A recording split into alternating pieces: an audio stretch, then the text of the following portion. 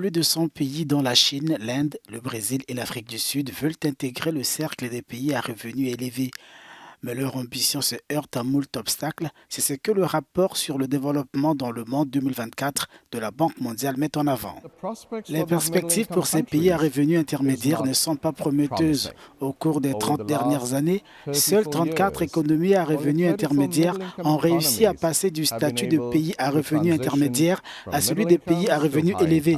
Les autres sont coincés dans le piège du revenu intermédiaire.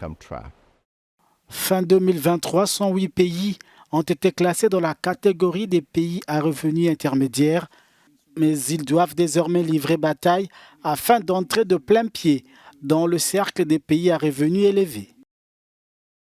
Pour qu'un pays passe du statut de pays à revenus intermédiaires à celui de pays à revenus élevés, il doit mettre en œuvre une stratégie de 3 I.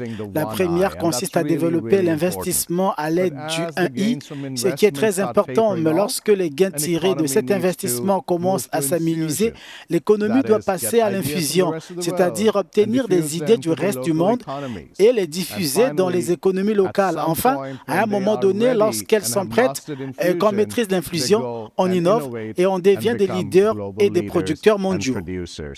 6 milliards de personnes vivent dans des pays à revenus intermédiaires, soit 75% de la population mondiale.